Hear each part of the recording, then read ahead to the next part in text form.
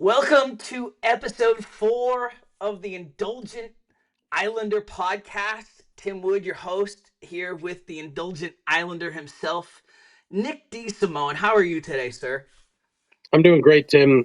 Beautiful, almost 80-degree day here in Bluffton, and I'm really primed for this one. This is going to be awesome. Hard not to be happy when we've got this weather, right?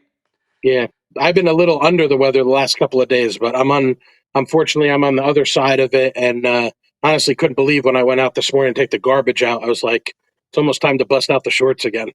You gotta Seriously, love we were living in the just low wearing, country. we were just wearing the sweatshirts, last week, and the sweaters. We're back to shorts and short sleeves. Well, Yeah. like you said, I love the post. Welcome to South Carolina weather. Yes, exactly. So we have a very special beginning to the podcast this week. You've been teasing it online, but you want to tell the audience who we're talking to today? Yes. So thanks to our friends from Chez George, we are going to present to you guys an exclusive interview with George Casalicchio, the owner of Chez George, as well as the newest three team members of the Chez George team who are going to be opening their own restaurant. excuse me, excuse me, here in Bluffton, Radici Italian Chophouse. So we're going to have Mattia Bianchi, Giandomenico, Prestopino, and Camilla Eula, who are over here from Italy. Uh, these guys are looking to, live the American dream and realize their dream of owning their own restaurant. So, this is something that's been in the works for the last several months. While we are certainly sad to see Richard and Allie and Poor Richards leave, I think people are going to be very excited when they see, what's coming in the next few months. So, having the opportunity to talk to them about this vision and how they plan to bring it to the community and what their experience has been is going to be a real treat. Our first interview, and we're introducing this trio to the community. It's very exciting. Let's get into it. Let's bring them in. Uh, Mattia Bianchi, Camilla Eula, and Giandomenico Prestopino, uh, along with George Casalicchio from Chez George. Our first interview here on the Indulgent Islander Podcast. Let's bring them in now.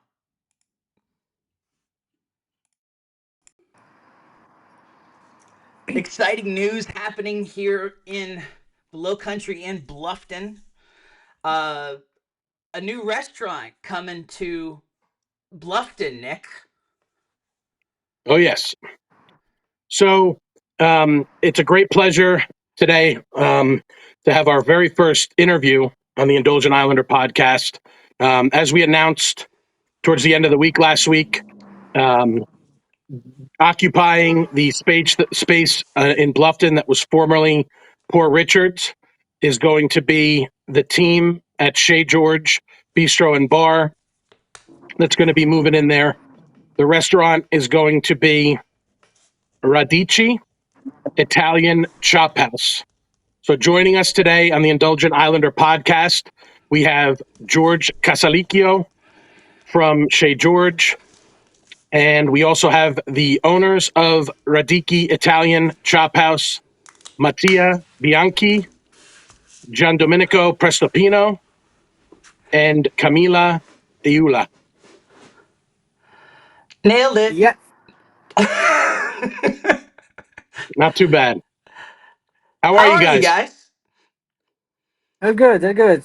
Excited. We had just get the key on Friday, and today is the first day that we move into the restaurant to try to change the face of the restaurant that is right now. So to bring it more to where we think that can be good for us. And yeah, I mean, we have a lot of stuff going on right now about like changing the furniture, all this stuff that usually you do when you open a new restaurant. So we are very Yes. excited. Yes. I want to talk a little bit about your background, right? So I met you guys several months ago. Obviously at Chez George, you guys have been cooking and working with George for a while now. I had the great pleasure of getting to sample a number of your new menu items on the lunch menu, on the dinner menu.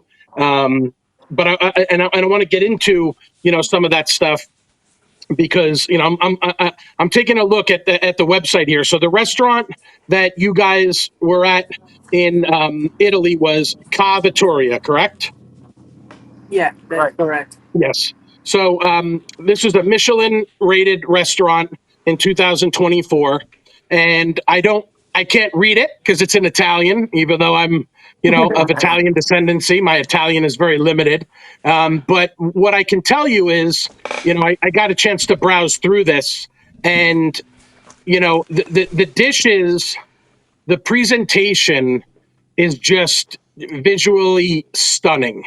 And it brings me back to the day that I joined you guys for lunch when I got to sample some of the new menu items on both the lunch and dinner menu. So just tell us a little bit about your background.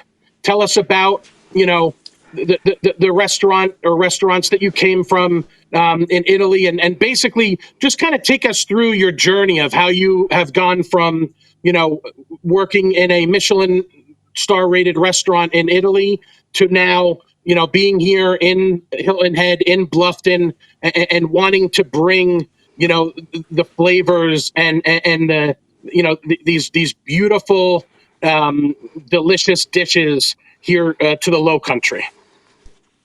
Yeah, I start to speak. Yeah. So, um, I started to work when I was very young, thanks to my family, because they was in a restaurant sector. So, I started to was I started to work when I was 15. Then I did a culinary school for 5 years, and then with Camilla we moved to London for another 2 years, to where I work for another one Michelin star chef that is called Marcus Waring in London, and to where, I mean, I think I grew up a lot, like with the meat, the fish, like a different culture, because the British cuisine is, I think, is a bit underrated, but I think they have like a really nice ingredients to use it. And then we, after 2 years, we move again to our house, so Italy, and I start to work for Massimiliano Musso in Cavitoria, to where I become sous chef, and I stayed there for another 3 years, and to where I meet Giandomenico, that is another one Italian chef. I think he's, I mean, both three, we are very young, but we have a lot of like background experience that we would like to present here in the island. I mean, we had the opportunity to move in Bluffton 5 months ago. Yeah, 5 months ago, thanks to George and Piero, to Chez George, to where we had the, the the chance to show to the people over the island what was our goal about our cuisine, and the mix with the French style that there is in Chef George. And we get the opportunity to get Poor Richard like very fast. It was just in December when we get the news, and we catch it because we think that is a great spa. Is not too big. Is tiny enough to fit like 50 covers in a good way. We're gonna have an open kitchen, as was the first goal to open a restaurant for us with George, and we are very excited because we would like to bring here our culture that in the island is not really. When you go around here, it's like the Italian culture is a bit confused. So we would like to bring our identity in, Excellent. and use it like the fresh local ingredients. So it's gonna be like a kind of mix that I love it, because I love to mix with Jando in the kitchen the ingredients that you can find here with the culture that you have, with the British stuff, all the Asian stuff is one of the cuisine that we love it. So it's gonna be fun. I mean, The menu is not too huge because we want to use only fresh ingredients. That's the goal. And I mean, we can't wait to show to Bluffton and the community what we can offer. So Yes. Yes, and we're very George, excited to have you guys here. George, I want to send it over to you. George is out on the road today. George, just to kind of touch I think back we lost him.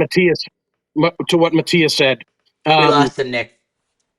oh, he got disconnected. Okay, Yeah. that's okay. So the other thing that I wanted to ask you guys um, for those residents of Bluffton, and we'll come back to George in a second. For those residents of Bluffton and Hilton Head, and people that are either residents of the area or will be coming here like I used to back in the day for their vacation. Can you explain to our audience what you guys mean by Italian chop house? yeah, still speaking. Okay, so with Italian Chophouse, we want to present like our menu because we're gonna use just homemade like preparation. So from start to the bread service that we're gonna have focaccia. From the oil that we working to have like our label for bring to the restaurant our oil. From the syrup for the bar. So that's the base. And from that point, why chop house? Chop house because we're gonna use a center kind of meat and fish that's is very important because it's just like a certain level of meat mixed with a certain type of preparation, innovative kind of cuisine. So we're gonna blend, yeah, and also traditional. So it's gonna be, as I said before, fun because we're gonna play a lot with something very traditional mixed with a very nice meat that you have here because I think you have one of the best meat in the world in US. So even for the fish. So here we have the possibility to catch a very nice fish, local, some kind of oyster. Sometimes depends. Like we would like to plan to play in a different way, in a different days as well, to not have always the same things. Si è bloccato? Yes, and I think that fits right in with Chez George in general. It's very important. I know for George to bring the French and some Italian influence, but also with a low country with a local flair added to it. George, I mean, Yes, you've got a spotless reputation around here. Obviously, that's what rather kind. what made with the food anyway? Yeah, um, whatever it is. Yeah, yes. So, what made you want to?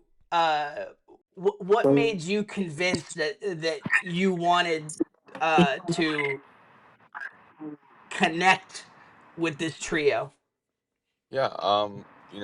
Knowing, meeting Mattia for the first time, that we did years back through our connection in Massimiliano Musso from Cavitoria, and our connection. When a certain talent walks into you know, onto the field, right? I mean, in sports reference or into in our restaurant setting, that not only talent has passion to grow and dedicate the time and effort and the hours that it takes to build something from scratch. I mean, we talk about it a lot, and a lot of people talk, and then there's few that do. And 'cause it's not easy, and it takes really to run a restaurant and many other businesses. As many people know, it's a 24/7 thing. And to be around that energy, and is it's not every day that it happens. So to feel what and understand what they want to accomplish, seeing a bit of myself in this trio when I was their age. I had my my story and opportunities are different, but I've also taken the gamble and moved different places to further my career when it wasn't easy for family situation and relationships, and they've done all that and more. How could you not, you know, root for that and be a part of that? So that's that's really it in a nutshell. Absolutely. And to circle back to Mattia and Camilla and Giandomenico, um, why don't you guys shed some light on, since you've been here for the last several months and now as you plan on moving into your new location, um, what is it that you have enjoyed about, bringing all these beautiful dishes and, amazing, unique Italian flavors, to to this market, to this area? What is sort of shined out to you as what makes you comfortable about being here, and I guess what is ultimately like why Bluffton and Hilton Head? Yeah. So we think that here can be the right spot because the market, I mean, to where we are right now, doesn't have like the offer that we would like to present with the restaurant that we are opening. So that's the first point. The second point is because we live in Bluffton too. George lives in Bluffton, so he knows very good the area. We trust him. Like we can go blind with him because he knows how to run a restaurant. So I mean, Yes, we can bring our experience, but we have the opportunity to stay with him. That is like one of the best guy that I ever met in the restaurant section. So if we think as well that Bluffton can be the right spot for the project that we have, I mean, we believe that can be only successful for us. So even the town is very small, but it's so friendly. You can feel like when you go around here that everyone loves where they live. The community is so nice. So there are no way to not open a restaurant over there. So we can see even in the island what's the following that they have with Chez George. So it's like it's a small community, but it's very big. So that's our thought about the our Bluffton or Hilton Head. yes, I agree. The sense of community. I've been here for Yeah, the past almost 4 years. Tim's been here for a lot longer than that, and I think that that's what specifically about Bluffton is the most meaningful. About this, a very unique place to live. They have the old saying, "Bluffton is a state of mind," and that's certainly true. And just to go back to your first point, that this is not something that's here. Some of the reactions and responses have been, another Italian restaurant in Bluffton and Hilton Head. Folks, this No. is not another Italian restaurant. I can tell you because I sat there and I ate all the food. I did not have dinner that night after I got back from sampling that menu because they just kept coming out, and each dish was more amazing than the next. So I can tell you this is not just another Italian restaurant. It's extremely unique, and it's very exciting to have this type of cuisine to come to our area. Back to you, Tim. Camila, how does the area compare to where y'all came from in Italy? How has that adjustment to the area been in terms of you uh, feeling comfortable in your cooking environment here? yeah, it's very different. It's Yeah, completely different because where we came from is a big city. So you have more people, you have a lot of tourists, it's completely different. But here, I can feel safe. Like Mattia told you, it's a small city, everyone know each other. So it's completely different and can be nice at the same time. So at the absolutely. beginning was, yeah, I've lived, I've lived in New York City. I've lived in, I grew up in Maine. I moved down here in 2004. We moved away for a little bit when my mom passed, went back up north, but we knew we were coming back here because it just, as Nick said, it just has a special feeling here that just draws you in and draws you back. So we're so excited to have y'all part of the fabric here now. Yeah, at How the do you same time, guys you have how do you guys split up in terms of how does the trio work? How have you guys kind of mastered um, the getting around the kitchen and getting around all the decisions that go into a menu, that go into the design of the restaurant? What's the dynamic of your trio? so. You want to speak? Speak of it. No, Come on. I I cannot don't. say everything by myself. We So. don't have specific rules. That means that we are five head and five headed to speak and talk about and give. I don't know. Take a decision to all together. So we don't have specific rules inside the team.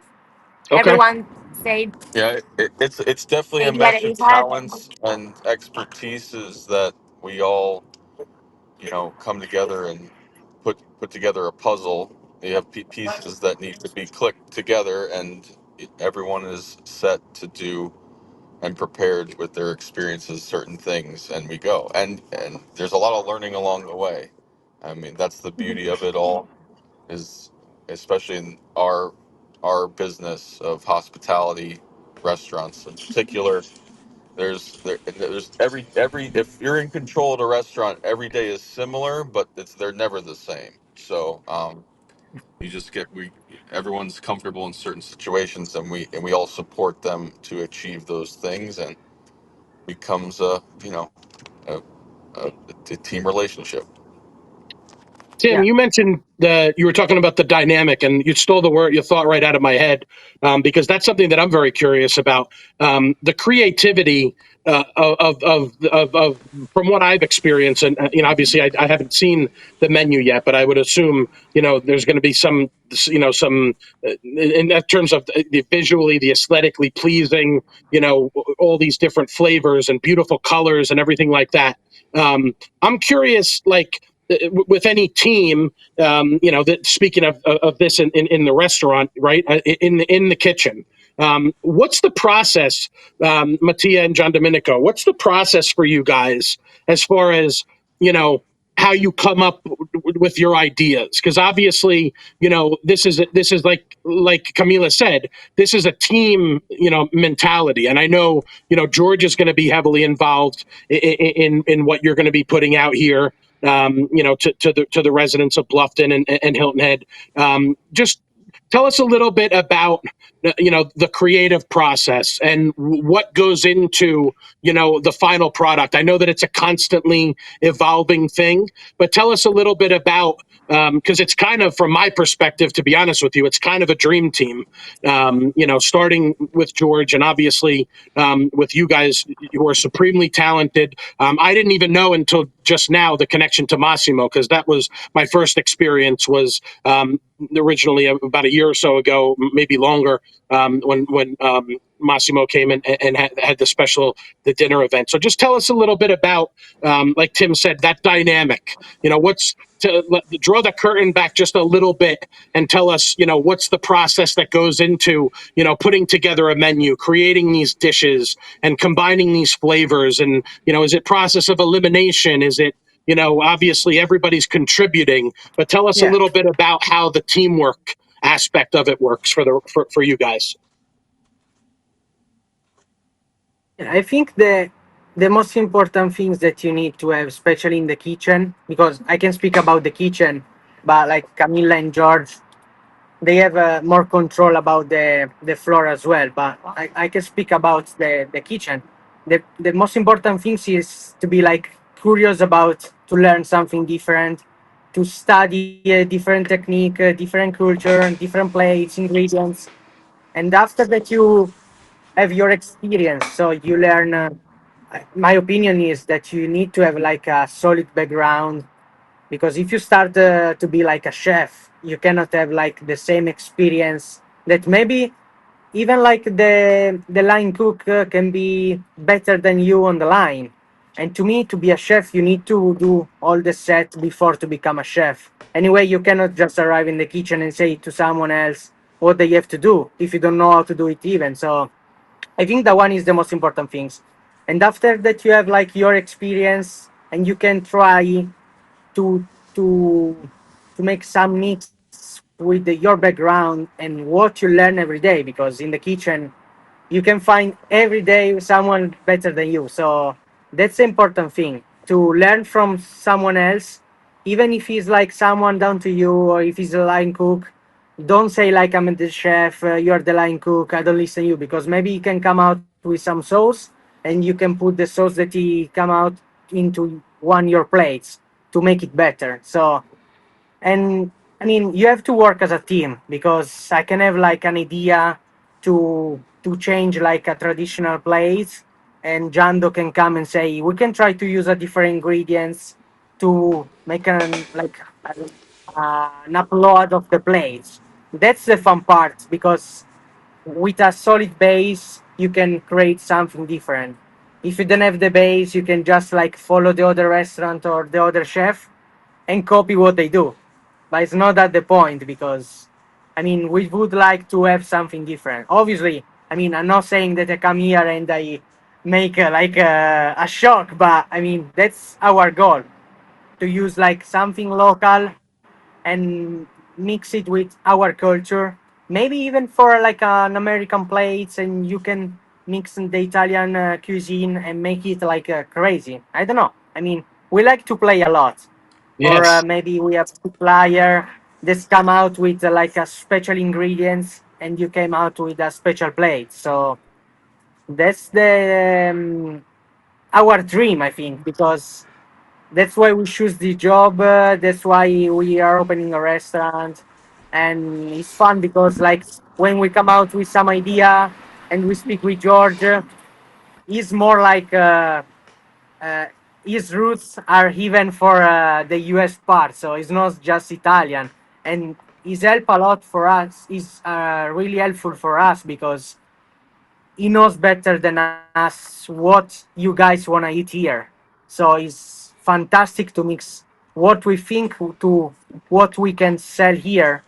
And without him, we cannot do it, because I mean, we are here just from 6 months. So it's not enough to say, I know already what they want. So that's, I think, is the fantastic part of this team. That's the fun though, isn't it? Whether you've been here 6 months, or George, whether you've been in it for many decades. I mean, the laboratory time, the constantly surprising yourself with a new flavor, with a new ingredient. Um, you know, that's the fun of it. I got to imagine, George, this has been kind of a re-sparking in some ways for you. Like you mentioned earlier, kind of reminds them of you a little younger, but um, your tastes are still very vibrant. But this has got to be a kind of a fanning of the flame, so to speak, for you. Yeah, it most definitely is. Creating Chez George and other brands along the way throughout career. When you end up running one that like our restaurant down there on the island, that is been very blessed how successful it is, opening up in the middle of COVID. Not many other places in the world would we have been able to accomplish with the support of our locals to do such a thing. And we do have that laboratory feeling in Chez George where we're always looking to get better. I mean, our team, everything from our bar team, Eric, Monica, in the front, Brandon, they all push to create new things on that end, and in our kitchen team as well. We're always looking to improve. So there is that burn that keeps the fire and the coals stoked inside the belly for sure. But to have a new project, a new spark, it not only, I mean, it becomes, we're walking through service the other day at Chez George, and the whole team is excited about all things, um, from the whole staff up and down. The whole team is engaged, because they're excited to see what's to come, and we become more. And the best groups I've ever worked for, and we're hardly that right now. We're one and a half restaurants. Um, but all those the great restaurateurs that I've worked for in the past really enable their team to grow, and that really is in the end my goal is for the guests to come in and say, no, this is it's my hard-earned money, and I'm coming here for an experience that you know that means a lot to me, and that means a lot to us, and to be able to do that for more people and in different ways is really truly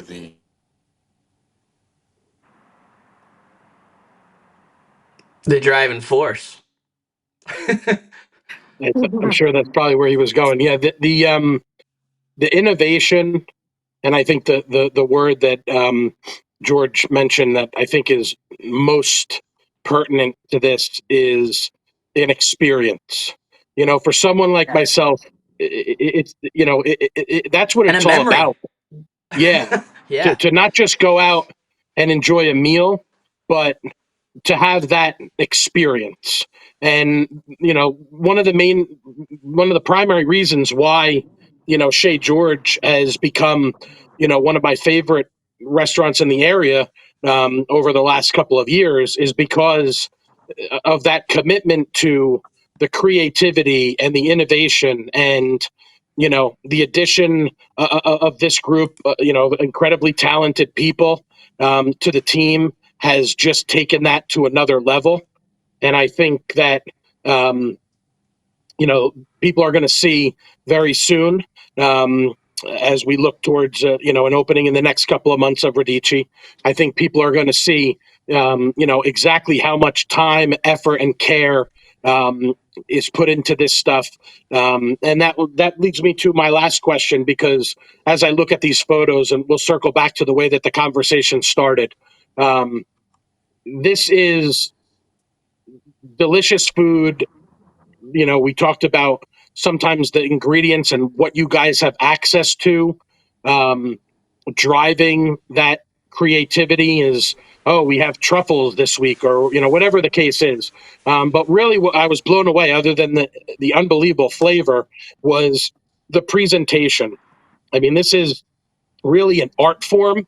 The plating, the presentation, it's so colorful, and the combination of texture and all this other kind of stuff. Just tell us a little bit about that part of the process, and how it's not just a matter of combining ingredients to create the best possible flavor, but you know how important is that artistic presentation? Yeah, I think that like the 80% of the plate it came from that has to be like wow by the flavor, because can be the most beautiful plate in the world, but when you're going to eat it, if it's not good, you just say like, yeah, it's beautiful, but it's not Right. that good. And Yes. that's our first point, because when we're going to try something different, the first point that you're gonna see it's just if it's good or not. If it's good, like you think that it's good for you, from that point you start to work about the presentation, so about the color that you can give on the plate, the different texture, because like I think the most important things in our menu that we like to keep like the plate as much simple as possible, because we would like to make a develop of the ingredients that you're going to use into the plate. So like for the beetroot, that's because we're speaking about roots. We like to make it like the cream, the chips, the roasted beetroot in the same plate in a different consistency, different texture, because there is no sense to use a lot of ingredients if from one ingredient that is very like uh, vers- versatile, Yeah, like you can use it. manageable. Yeah. Sorry, Yes. manageable. You can use it just one ingredient. So that's what we think. And about the presentation in 2025, you cannot just say like I do a really nice tasty food. I think right now, when you go out, you take a look like in a different way if the plate is beautiful or not.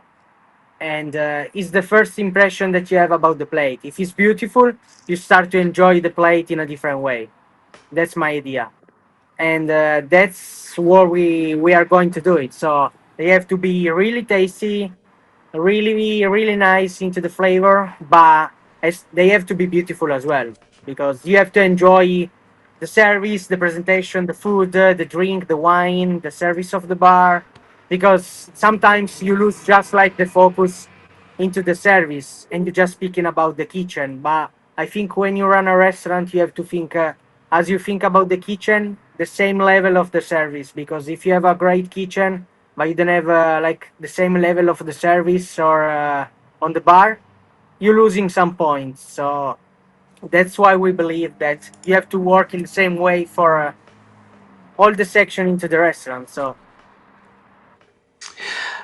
One last question for me. I guess for the three of you guys, what are you looking forward to the most in terms of that first day or that first week? What are you looking forward to in terms of uh the dishes, the is it the meeting of the new customers? Like, what are you looking forward to the most opening these doors on Bluffton Parkway? I think the first point that we're reaching out when we're gonna open the door is to let's understand to the customer here in Bluffton or Hilton Head, wherever, what we're gonna offer to them. Because sometimes, as you say before, when you're speaking about Italian kitchen, it's like getting boring because there are many Italian restaurants everywhere. So the point to us is to present what we would like to offer, what kind of food, like nothing crazy that you can't understand, but something that you can enjoy for all day, all night, or whatever. I mean, you can come here for like a regular dinner, for a special dinner. You can choose like different seating because we're gonna have a low top, high top, banquets, a very long service bar and chef table. So that's our goal, to give like to the customer the opportunity to enjoy what they want to do during the dinner, during the lunch, wherever, and present our culture, our service, and the small detail that we are working on it to present to them. Because I think in the restaurant, on a certain level, the small detail, as God say one time, are the most important things. Because when you go out and like someone start to speak to you in a certain way, if you are a guy that you go out like usually, you start to see the small detail as well, and it's not just like Nick said before, a regular dinner is getting like an experience. So that's what we would like to make it, something that you can enjoy, and you can afford to have like a special moment with your friend, your family, your husband, your wife, and like enjoy to us as well, because when you have a customer that they are happy, you can't be sad because you give out to them a service that is very important for them, so it's gonna be like so successful for everyone. John Domingo, how Really? about you? What are you looking Yeah. forward to? Prestopino? Giandomenico? Yeah. So, sorry. No, no Thank you problem. so I much. think Tim might have messed up Cosa? your name, and then John I said your Domenico. last name Yes, instead of your yes. first name. Sorry. John Domenico. Sorry. John Thank you so Domenico, what are much. you most looking forward to in terms of presenting Radici to Bluffton and the Low Country? I think Mattia make a very good presentation about Radici. Very good. He talk about everything our goal about the restaurant. Yes, it's very exciting. We're super thrilled to have you guys, you know, join the community. I'm very humbled and proud to be able to experience your journey. From coming here to work with Chez George, and now moving on to your new venture. I can't wait until the doors open. I'll be there. Ready to enjoy all of your delicious food, and I can't wait to see the atmosphere. I can't wait to see the experience as we discussed before. I'm super thrilled for you guys. As I've told you all, individually offline, if there's anything that I or we can do to help you guys, that we're here. I know I've given you a couple of recommendations for some other things because you guys, I know, like me, you like to enjoy lots of different food. So continue to Absolutely. use me as a resource. As you get more acclimated to this low country lifestyle. It certainly is a unique place, and I'm just really pumped, and I'm thrilled for you guys. I appreciate you guys taking the time. I know you're very busy, especially right now with last week's announcement and Restaurant Week being extended. But for those of you who don't know, Restaurant Week, a number of restaurants have decided to extend it through this week, which is really cool, including Chez George. So I wanted to, thank you guys, Thank for you. taking the Thank you time so to much. join us. And I think, we'll be hearing more from you guys, obviously, in the near future. We'll keep our audience apprised of the opening date, which we expect to happen in the next couple of months. And I think that's about it. Thank you guys so much for your time. Tim talks a lot about passion, and I think that's the perfect way to describe, you guys pursuing your dream and following your passion. And I think it's pretty cool to be able to do that, as a team, the three of you, and, the relationship that you have with George and the other staff members that he mentioned, from the restaurant. And so I think this is going to be an exciting journey for you guys. I'm thrilled to be able to experience it, as a customer and a friend. And we can't wait for Can't wait. Radici Italian Chophouse coming soon to Bluffton, South Yeah. Carolina. Thank you guys so much. Thank you so much, Thank Thank you guys. so much. Really appreciate it. Our We're pleasure. waiting for you at the door as soon as we're Oh, for gonna sure. open. I'll be We'll there. be there. Thank you, guys. Have a Have a great good day, day. guys. Good Have luck a with the good day. rest of the Bye. extended restaurant week. So our first interview here on the Indulgent Islander did pretty cool, right, Nick? That was awesome. What's your biggest takeaway from hearing from them and just the excitement and the energy that they're bringing to the area? I mean, as we know with most successful chefs and restaurateurs, it's their passion that drives, the innovation. I think that you could just tell, specifically with Mattia, the way that he smiles when you start to talk about, it bringing, their talents to this area. Um, Obviously, this is a very unique type of cuisine.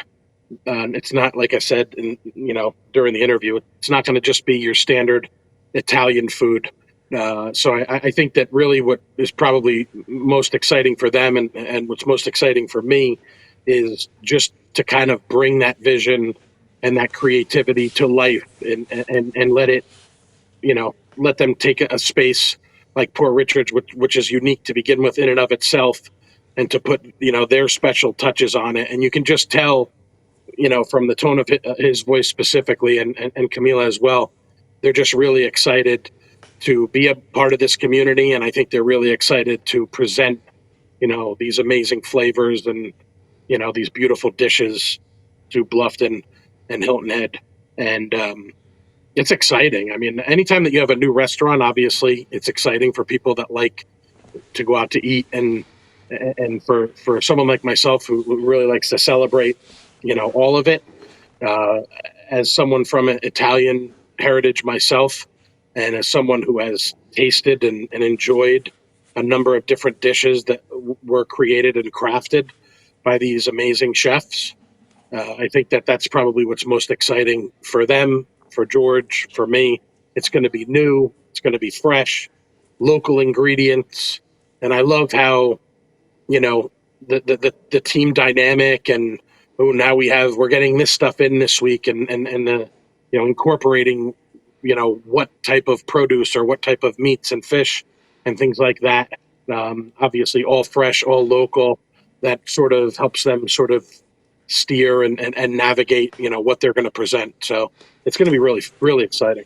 I think one of the things that I was really impressed with just talking to them is obviously they're young, but they exude a confidence and an excitement and an energy that pop through the screen and just pop through in listening to the way they talk about their craft and the chance to bring it here to the low country.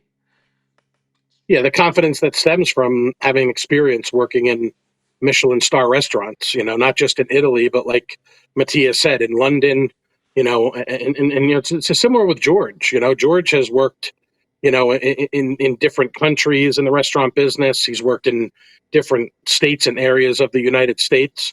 And I think all of that experience is what helps them really bring something, like I said, fresh and new, and drawing on that experience gives you the confidence, even if you're young, and haven't really been around forever. I think that for people who are very young, they certainly don't lack experience. Obviously, Mattia specifically said he got into this at a very young age, and drawing on these different experiences all over the world, and of all places to choose Bluffton and Hilton Head to plant their flag is we're very lucky. We're very fortunate to be able to have this coming into our town. I think and perfect that we're talking Italian this week. Obviously, it's what strikes me just with the Italian restaurants here. Um, I feel like the Italian restaurants are very representative of the evolution of the low country scene. Every time one of these restaurants opens, it feels like they're bringing a little something different to the scene, and whether it be the experience that they have, the variety of the menus they're bringing to the table. It feels like the Italian chefs here, the Italian restaurateurs, just and it's rough to say in terms of any specific sector, but I feel specifically with the Italian restaurateurs, it's just raising the game, and it's like this new challenge anytime something's new. Anytime something new's come to the market, I feel like they've all gotten re-energized and they're all raising their game. Yeah, we've talked about it before. A rising tide lifts all ships. So I agree with you. Every time one of these places comes in, they're bringing something else to the table, literally and figuratively. And I wouldn't say that it's a competition. It's just a healthy, you know, it's just a source of inspiration. You know, these are all chefs and owners that have a great amount of respect for each other. And as we're going to get into it, as we talk about these specific restaurants, I think, like I said, everybody brings something different to the table. They're all very unique in their own right, and I think that, like you said, having so many, specifically of Italian cuisine, having so many really strong, top-notch Italian restaurants in the area, I don't think it's too many. I think it's actually, to be quite frank, the perfect amount. You don't want a market to be oversaturated with any sort of cuisine. But again, as we're going to get into it, these places, even though they might have some things on the menu that are similar, or they might have some things on their menus that are the same, traditional Italian dishes. Every single one of these is unique in their own right. So, as I always say, I don't really like to, compare. I don't do ratings. I don't do Yes. rankings for that reason, because I just feel like a lot of times, even though it's the same type of food from, it's coming from the same country, it's still it couldn't be more of a variation in the food, the atmosphere, the overall vibe. They're all very unique in their own right, and I think the combination. I like I said, I like all these places that I'm going to talk about. I don't go out to eat, you know, 7 days a week, but if I did, I would be hitting, one of these a week pretty much for my Italian food fix, because they are all incredible as far as I'm concerned. So before we get into the list, I want to remind people real quick that you can see. Oops, what happened to that? Okay, there we go. You can listen, and you can listen to the podcast wherever your favorite podcasts are found. Uh, let's see, we've got iHeart Podcasts, we've got Spotify, Amazon Music, Podbean. Let me just check in on Apple Podcasts. All right, we are still waiting on Apple. Apple takes a while to add you to the family, but we will be on Apple very soon. We promise you. So, Also, um, YouTube. I uploaded all three podcasts absolutely, to the yes. Good, Indulgent very good Islander point. YouTube channel. Very good point. You can watch the podcast. We broadcast the original. We put it up on Facebook, so you can watch it there. Again, want to thank you all between the podcast listens, between the Facebook views, folks finding it on YouTube. We continue to grow week over week, and it's very exciting to see the reaction to the lists, and the reaction to um, the the different things that we bring up each week. So let's get in. I mean, I think my first question to you, yes, you don't rank them, but you're Italian. How the hell did you shrink this list? Well, I always tell people when they're coming to Hilton Head and Bluffton and they ask for where should I go for Italian food, I've always had a big three that I mention, and I've always rattled off the same three restaurants. More recently, I had to expand my big three to a big four, and we'll get to that as we go down the list. Um, it's hard, it's not easy to limit the list to 5 or 6 names, and we obviously want to spotlight, and we want to get exposure to as many of these restaurants as we can. And I think over time, as we've discussed as recently as last week, everybody's going to get their just due over time. But for me, this was a combination of restaurants that have been you know regular stops for me going back to when I was here, once or twice a year on vacation. And then more recently, in the last 4 years, almost being a resident here in Bluffton. Um, it's I guess just the experiences that I've had, the people that I've been fortunate enough to get to know at a couple of these places, and I think that the audience will see that the reason why I settled on the restaurants that we're going to mention, because as I said before, they each bring something different to the table, and it really depends on what the diner is looking for in so far as the experience, which is what we discussed in the interview, and that's a huge part of it. I'm big on the dining experience, not just enjoying a meal, but the whole experience, the service, the atmosphere, all of it. Okay, so quick update. In real time, Apple Podcasts, we are up. So another Thank you, spot Apple. where you can enjoy the podcast. Okay, so let's get into this list. First of all, I didn't hear a lot of just kind of talking about we talked food trucks last week.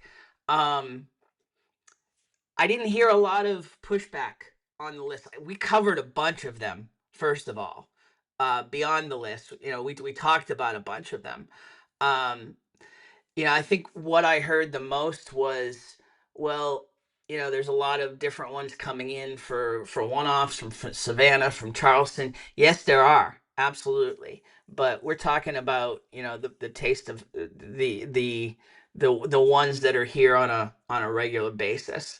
Uh, you know, the slap trucks, the Ocan trucks, the Taste of Mexico, those sort of trucks that are always in the area. So um, again, the list is fluid, right? All It's right, dynamic. Let's get into your Italian. Let's get into the list. What? Where do you want to start? Where do we begin?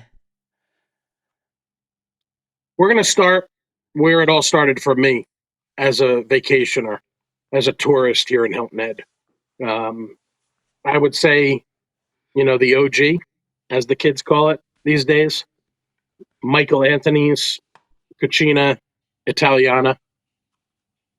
If you go to their website, it says offers casual fine dining and an unforgettable culinary experience. My perspective on Michael Anthony's, it's not, I wouldn't pigeonhole it into being a special occasion restaurant, but it really is a strong choice for a special occasion. If you're celebrating a birthday or an anniversary or, whatever the case is, you know, traditional white tablecloth, I would call it elevated Italian cuisine. Um, we talk a lot about creativity, and especially most recently with Robbie Colson joining the team over there at Michael Anthony's. I really have to get back out there soon because, and I actually spoke um, with Robbie indirectly, and we're gonna probably visit them soon and spotlight some of these dishes. But when I talk about Italian restaurants, there's usually a couple of specific things that bring me there, and Michael Anthony's, they have so many different, before you even get into the entrees, so many different salads and you know carpaccio and calamari and all this stuff. But really, to me, and you see it right here, one of the dishes that stands out more than anything else is the involtini di vitello con formaggio e salsicce. I apologize for my Italian being a little bit rough, but You did it better than I would. this is a veal tenderloin rolled with prosciutto, fontina cheese, and Italian sausage, sauteed with white wine, demi-glace, and a touch of fresh tomato. I mean, it's just unbelievable. I mean, it's exactly as described. A nice thin veal tenderloin, pounded out, rolled with the prosciutto, the fontina, the Italian sausage. Just such an amazing combination of flavors. Obviously, here they present it with some potatoes and some green beans. Um, I myself probably would opt for a little bit of pasta on the side, but I mean, Michael Anthony's, like I said, for me and my family, it's where it all started. We talked about the Market Cafe when we talked about sandwiches in the first week, and that's been a great addition to the fold. And, the Market Cafe doesn't just have sandwiches. They have other stuff, pizzas and entrees and things like that too. But, Michael Anthony's has been there from the very beginning. They hit all the, like I said, all the traditional Italian dishes. And, really where they shine is, in my opinion, is with the dish like the veal involtini. They have a porchetta. They have a filet topped with foie gras. I mean, my mouth is watering just Yeah, looking at the stuff. seriously. And in addition to, I And then mean, we look at put the up the lasagna. photos. Look at that. I mean, it's and the look at it. Sorry if you're listening to this, doesn't really translate well, folks, but we can explain it to you if you're listening to this. It is first of all, you don't get cheated. It is it is a full serving, and the ingredients are so fresh. The cheese is just oh my god, everything just what you want a lasagna to flow. You don't want to. It's easy for a lasagna for ingredients to get kind of cordoned off within the lasagna if you don't do it right. And I can speak from experience in terms of having the Michael Anthony's lasagna that it is just it is we talk we talked with um with the folks from Radici. We talk about memories, experiences. These sort of dishes, they're memories. They're that special that they stand out so much. Even when you talk about Italian, which everybody's had Italian. Well, you haven't had this. You haven't had a tagliatelle that blows your mind like this. Yeah, I mean, that was a beautiful piece of lasagna, beautiful dish of tagliatelle with the bolognese sauce. Again, I mean, these are traditional, and that's kind of the base level of where it starts. Yes, And yes, on yes. from there, it just gets incredibly creative. Um, they have a house-made pasta shells sautéed with pancetta, peas, and a Parmigiano cream sauce, garnished with toasted pine nuts and pesto. They have a cannelloni fruta di mare, filled with crab and lobster meat, shrimp and scallops, with a sauce of saffron sherry cream. Ravioli, with veal ravioli with a black truffle cream sauce. And this is This is in my just the menu. experience. This is not even. We're not even talking about the specials. I mean, It, that's the laboratory effect in terms of the specials. And I think what blows my mind, and I want to hear from you on this, because again, this is your OG. Okay, it's great to have an OG, but they got to keep hitting that bar. Like, you can have a great memory. My biggest frustration um is the consistency for any restaurant. Like, for you to be a spot that my family's going to come back to time and time again, you got to hit that consistency. It's got to be as memorable as the first time we went there. And I'm kind of throwing you a softball here, but I mean, the Michael Anthony's feels like that for you. yeah, I mean, I'm glad that you mentioned the specials, because it's kind of a standing joke in my family when we go out to these places. I can read the menu and I'm very familiar with, the offerings at Michael Anthony's, but I know for a fact that once apologize for being a bit wonky here. My eyes are bothering me today. I got a little Adam Gaze stuff going on, but the the how could we forget that? But that you have to kind of wait to hear about what the specials are going to be, because as I said before, Robbie is churning out such incredibly creative dishes that you know you have the mainstays on the menu, and that you're going to get the consistency, but you also are going to have the opportunity to try something that you probably haven't tried before. And I'm always afraid that if I don't try it, I may not have the chance to try it again. I mean, I'm sure a special that moves is going to come back, but they always tend to throw me a curveball that might lure me away from my veal involtini and stuff like that. And it's just that, like we said before, that commitment to creativity and innovation. And that's why, Michael Anthony's was a no-brainer to be on this list. Yeah, it's is exciting today. Uh, from the first day I went there, and I know that's the same for you. What's Absolutely. what's next on the list? So next on the list is a restaurant that was actually born out of Michael Anthony's. The chef that used to be at Michael Anthony's um, was Michael Anthony Cirafesi, who eventually opened Ombra Cucina Italiana. So Ombra Cucina Italiana, I know that this is one that is very popular, specifically with resident Hilton Head Islanders and Bluftonians. As I've said, as we take you guys through this, I'm going to give you my perspective on it and why each of these are uniquely different. Um, Ombra, I don't want to use the word casual. I would say Ombra is a little bit more, it's definitely upscale, elevated. I also feel like it's a little bit more family oriented.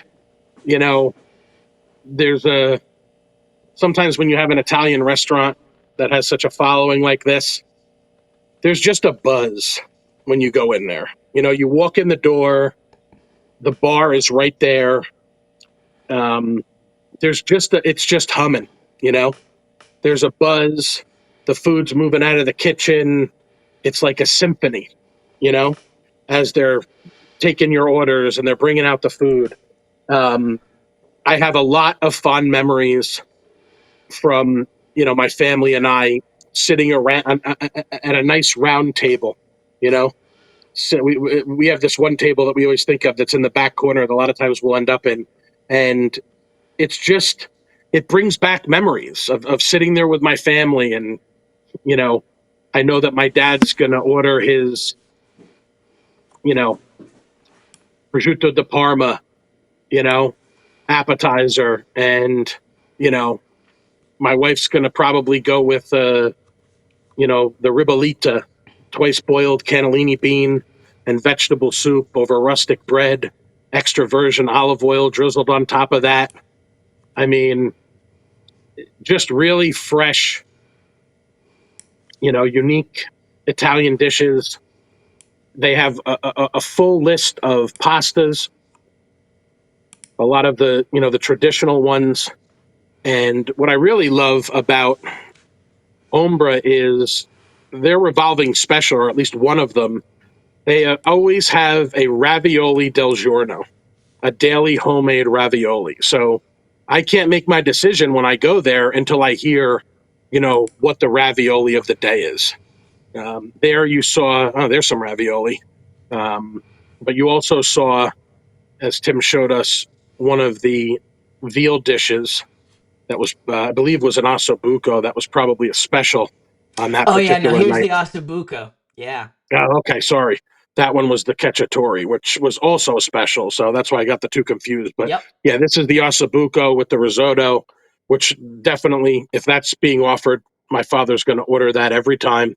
Um, I have really enjoyed the filetto di vitello alla Nino Borghese, which is a roasted tenderloin of veal with pancetta, vodka, demi-glace, and cream. We talked about the veal involtini at Michael Anthony's. This is, again, it incorporates some pancetta as opposed to, the prosciutto and with a vodka sauce instead, but also with the demi-glace. Couldn't be more different of a dish. Um, and I've been blown away by, we've talked about portion size. I mean, one night I ordered the ravioli, and I turned and looked over at the other table, and I think I've had this there before too, but I just saw a pile of veal scallopini with the wild mushrooms, garlic, marsala wine, touch of demi-glace. I have what I like to call diner's remorse, where I order something and then I immediately wish that I would have Yep. ordered something else, you know. But yeah, Ombra is, you know, it's got it. You have to put it at the top of your list. I mean, the pastas, the the the veal, the fillet. They have a fillet of beef wrapped in prosciutto with gorgonzola butter, Barolo wine sauce. Um, they have a veal costoletta, seared veal chop with seasonal mushrooms, black truffle, red wine sauce. I mean, and they also have a revolving fish. You know, Atlantic, Pacific, Mediterranean. So you're going to get a fish of the day as well as your veal of the day, and you know, that atmosphere, that lively. It's almost like what you would feel like if you were to go into like Little Italy and walk in a restaurant. There's just that sort of buzz in the background. You know, it's like I always say that I'm not the biggest baseball fan in the world, but I like to watch the baseball playoffs because I like to hear that sort of like that crowd noise in the background. It's very similar to a dining experience at a restaurant like this, where there's just it's just a you have to experience it for yourself. And there hasn't been a time where I've been there and it hasn't been, you know, super busy and humming like that. I've actually even had them cater a meeting at one of my real estate offices where they put together the most breathtaking, you know, combination of dishes for my realtor partners to enjoy. So definitely, you know, well deserving. It's I've seen it described elegance and simplicity. You know, like that's what I feel like you're getting when you go there. Like the dishes, there's there's an elegance to it, but again, the portions are insane, and uh, it's just it's it makes, like you said, it's the buzz. It's the buzz. It's the anticipation. And by the way, I totally understand what you're saying in terms of diner's remorse.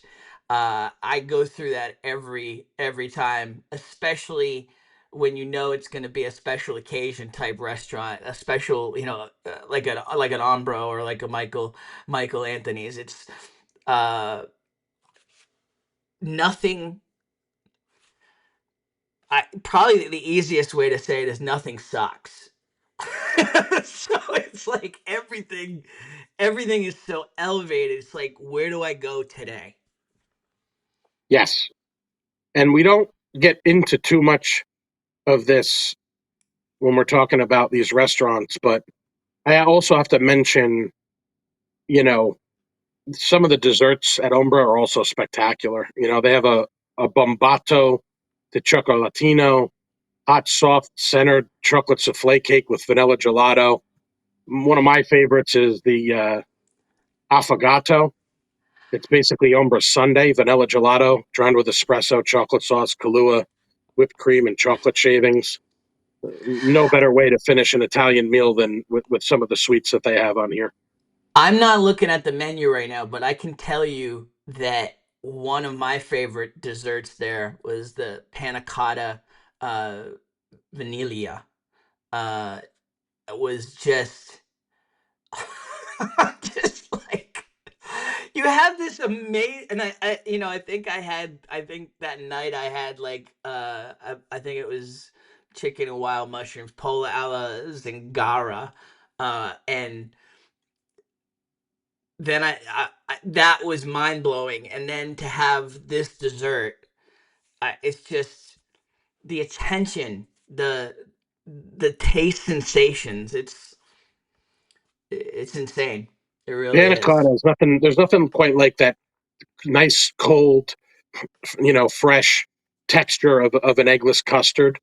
You can get that vanilla with the fresh seasonal fruit. You can also get it with dark chocolate and Nutella with fresh Okay, berries so and toasted that's on the hazelnuts. menu. That's on the regular menu. Okay.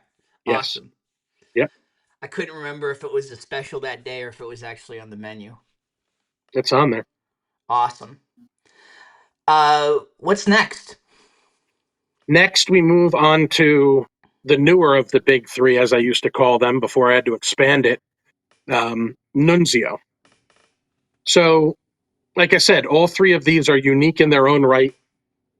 I think what specifically shines about Nunzio, and this is by no means a slight to the menu and the food, the atmosphere in Nunzio is just over the top spectacular.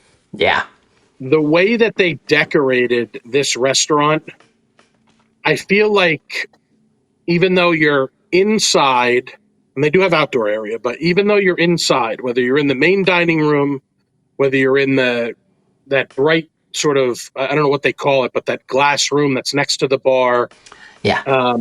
it's just with the paintings and the colors and the high ceilings, it's almost as if someone picked you up and dropped you like somewhere on like the Amalfi Coast. Yeah. You know, like I was fortunate enough to, back in the day when I was in college, I went spring break my junior year. I went out to Italy to visit one of my roommates who was studying abroad. And we spent the highlight of the trip for me. I mean, we were in Rome and we were in Florence and where he was studying and all these other places. But for me, the highlight was Sorrento and spending a couple of days on the island of Capri, where I ate more ravioli, caprese that I could, that I it was just an unbelievable experience. And it's just, that's the vibe that I feel at Nunzio. Bright colors, you know, it's always full, but it's not loud because of the ceilings and the way that it's structured, kind of, mollifies the noise a little bit. Um, the presentation of the dishes is just very neat and bright and clean. Um, a lot of, you see a couple of these beautiful dishes here. Um, they have your traditional, they have your chicken parm and your veal chop and you know, but really, The meatballs. oh yeah, I mean, you can't beat a couple of, two or three, you know, delicious meatballs. But the thing to me, my favorite, excuse me, we talked about veal, scallopini, veal medallions.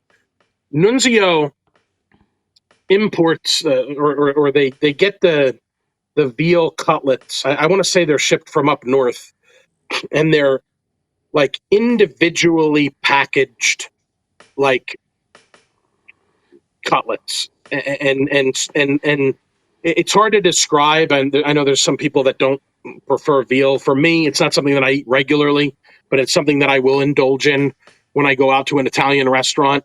For me, whether it's the piccata, whether it's the saltimbocca, those are the dishes that really, for me, shine through more than anything else. Um, you know, they have a also have a breaded center cut veal chop, costoletta with baby arugula, local tomato, red onion, shaved parmesan, lemon juice. The Milanese costoletta, right? That's my Yeah, wife's that. favorite. My wife Oh and my yeah. mother, And I'm big not a Milanese. huge veal guy either, but like, again, wow, just just an explode, like fireworks in your mouth. Yes, absolutely. Um, Nunzio doesn't have an overly complicated menu. You know, I'm looking at. I mean, they probably have the appetizer section is probably the largest of the main sections. I think that they have a beautiful tuna carpaccio. They have a delicious prosciutto di Parma with a burrata. Um, I am a huge pasta fagioli person, Oh, and dude, yeah, thank you, thank you for mentioning that, because yeah, like I'm a pasta visual snob. Um, I make it here at the house, and so like it's gotta be, and Nunzio. is the torchbearer. I agree. It's excellent. They also have a beef carpaccio, a number of salads, but pasta. I mean, you're basically talking 1, 2, 3, 4, 5, 6, 8 pasta dishes. You know, they have a ravioli of the day. They have a gnocchi with ricotta and spinach. I My think we brother, got a picture of that one. I think Let me we do. pull that Yeah, up. my brother's a big There we go. gnocchi aficionado, so I know this is one of his favorites. Yeah, Um, same here. In a past life, before yeah, the surgery, but, I was a huge gnocchi guy. oh, for sure, for sure. Just And this, I mean, look at that. It's just special. It really is. And again, like you mentioned, some of your standards. You're, oh, gnocchi. Oh, okay, everybody does gnocchi. No, come on. Like there's there's gnocchi, and then there's Nunzio does gnocchi. You know, absolutely. I'm not a huge now. I wouldn't even say I am. I don't like artichokes. Okay, but I've Uh-huh. heard from a lot of people the fried artichoke hearts are insane. Are really to die for. I can attest to that. Yeah. My mother is big with artichokes. She makes them really well herself. That's a very, I mean, that's a traditional old school Italian delicacy. My grandmother always used to make it during the holidays. It's delicious. Um, for me, I mean, there's not a ton. I mean, they have a fish of the day too. There's not a ton of fish options, in the main entree section of Nunzio, but these pasta dishes, a lot of them incorporate, whether it's the linguine adriatica with assorted seafood and shellfish, um, spaghetti Genovese with sauteed shrimp, peas, zucchini, diced tomato, garlic, cream, parmigiano, pesto, basil sauce. Even spaghettini. Amalfitana with the jumbo lump crabs and the clams. I mean, that was another thing. It always makes me think of my grandmother back in the day. She was big on the linguine or angel hair or spaghettini with a clam sauce. So I would say those are definitely at the top of the list for me. I mean, even I didn't even mention this is not fish, but fusilli calabrese alla cingale with the fusilli with the slow braised wild boar shoulder and a red wine tomato sauce. Just again, very creative with the pasta dishes. Um, I just you can't beat the atmosphere there. The service, as with all three of these places that we mentioned, is top notch. Not as large, but I really I don't. This is not a complaint because as we talked about with Mattia and the gang with Radici, you know, you want to have you know a set number of dishes that you really like you talked about the consistency, and I think that that's something that you're talking about The when it comes signature that's to gonna get Nunzio. people that the signature that's gonna get the buzz going, right? Absolutely, absolutely. There's multiple signatures here, and then of course you bring in the specials. It's I mean it's from top to bottom just really amazing stuff. They have a panna cotta as we talked about before. Some of your traditional cannoli, tiramisu, um, things like that. An espresso creme brulee, which is for those who love creme brulee. I love a nice sorbet. Sometimes you have one of these heavy dinners, you really just want something as like a palate cleanser. Whether it's a sorbet or maybe a tartufo with a zabibon in the center. Um, those are sort of the ones that I would identify as far as desserts. But all three of these that we mentioned to start as I started saying, they're all very different and unique in their own right. They all bring something different to the table. You know, the atmosphere is probably the biggest thing that is such a wide range, and you can't go wrong. Italian food on Hilton Head. These are like I said, the big three until we get to the next one, which made me have to Is revise that number to 4. is there so I get really snobby and about dishes across all genres. One of the things that impresses me about you is that yes, you have things you like, but you don't get uh you're excited. Honestly, the excitement shows through in everything. So it's hard for me to discern like what you're snobby about. Is there I mean, you're Italian. Is there are is there something specific within Italian that you're looking for that you're really snobby about, or just like nah, like you've got a level you're looking for? That's a great question. Um, if you, I don't know if I would call it snobbiness, but the best way that I can answer that question is, as an Italian American, I'm very particular about, let's just call it red sauce in plain English terms. Yep. Um, I will most often, other than, you know, like I said, the veal involtini and some of the dishes that we've mentioned, I typically stay away from marinara sauces, red sauces at a lot of these restaurants. And it doesn't mean that they don't do them well.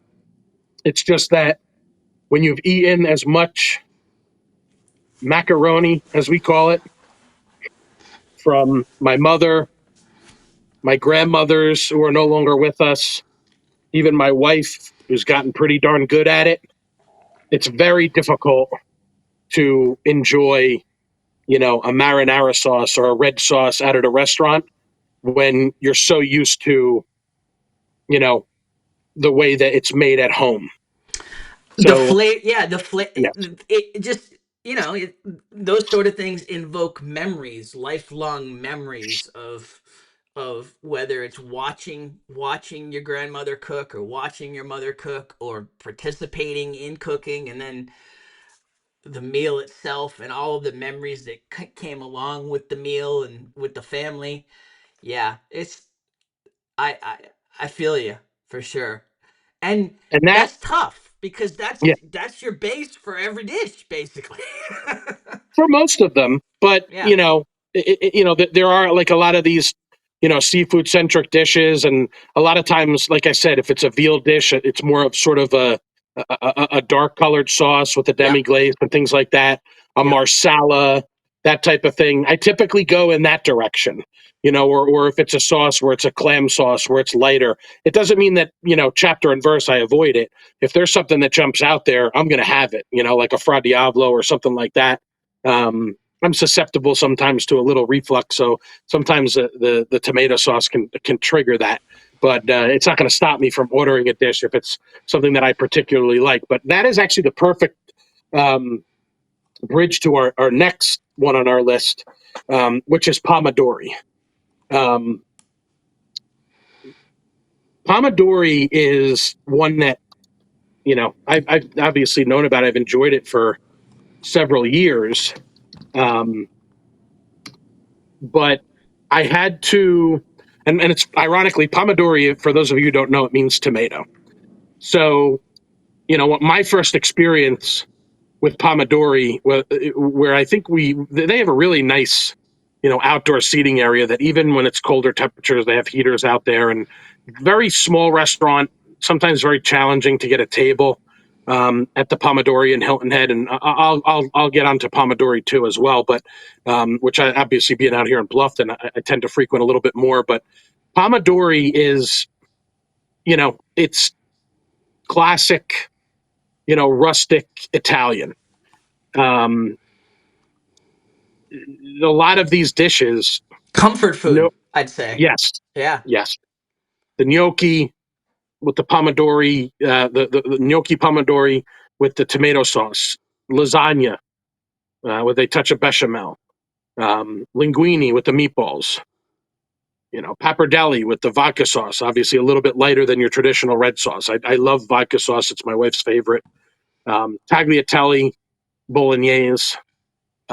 They have some dishes that are not red sauce. You got the meatballs there with the spaghetti. They got a zuppa de pesce. They got, their ravioli that has sausage.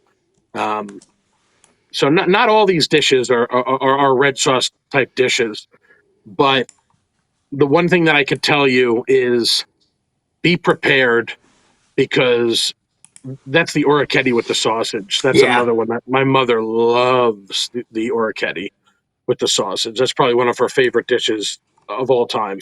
And then they have, veal, chicken, shrimp, eggplant, Let me pull parmesan, that in. You Milanese, were talking franchise. about, yeah, you were talking about the the zuppa. Let me pull that in. There you go. I mean, look at all that seafood. Scallops, shrimp, mussels.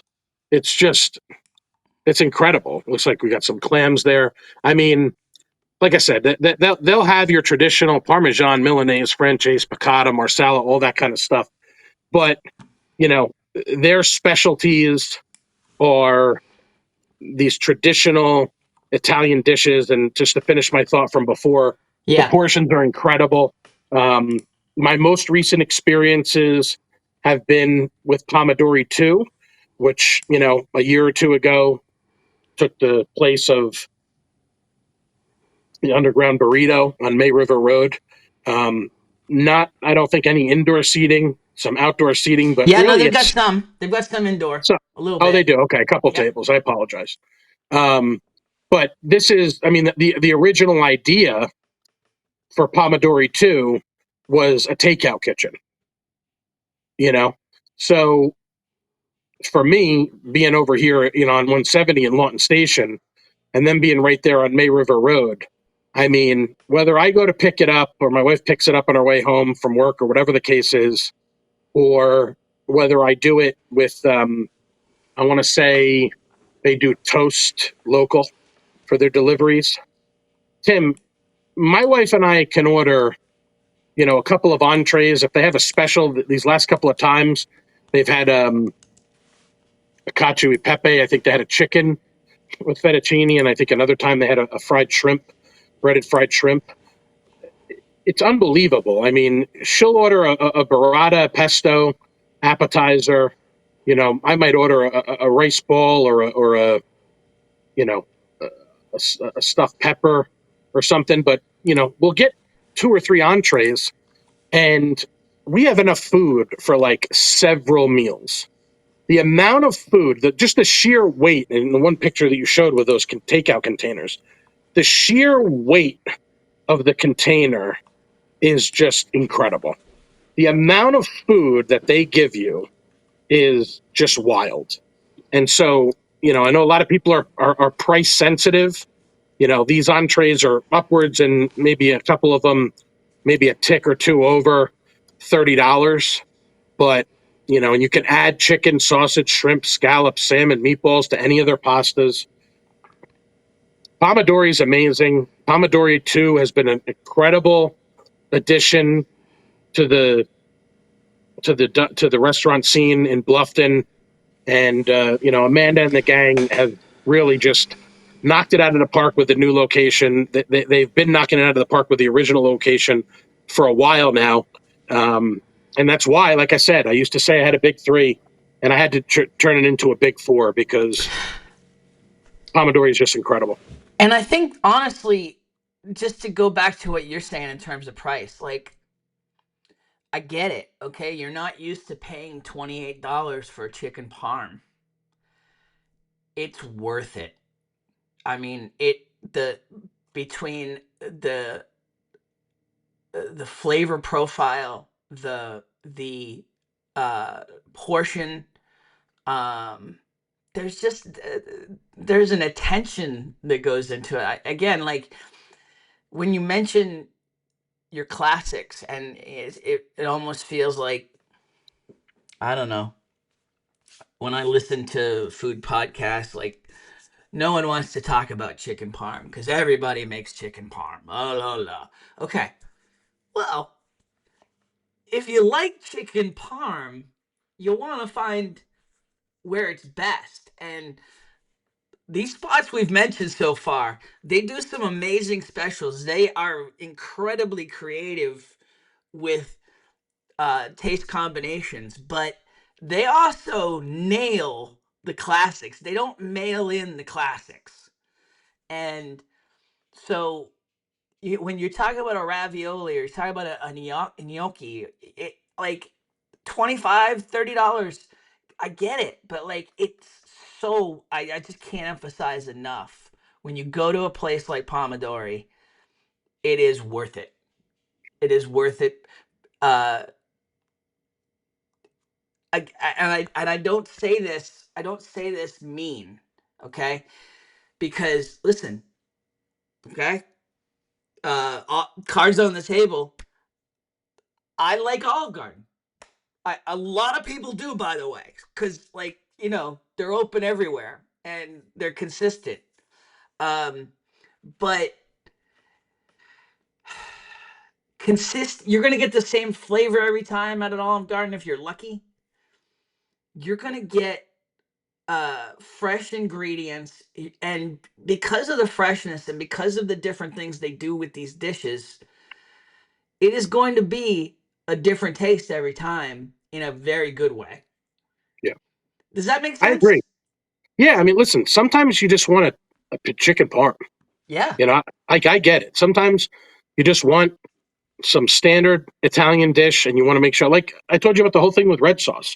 Yep. That whole thing, that hang up, that doesn't stop me from ordering a number of things at Pomodori that have red sauce. And I just, whether you're looking for something creative or whether you're looking for something, you know, standard that's part of the usual, handful of go-to Italian dishes, you can get either of these at any of these places, but they're all going to be uniquely different, from each of them. There's going to be a slightly different flavor or a slightly different ingredient or a slightly different presentation, but they're all going to be delicious.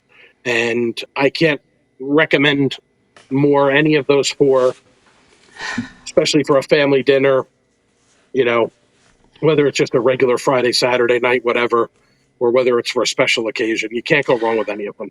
And I'll listen.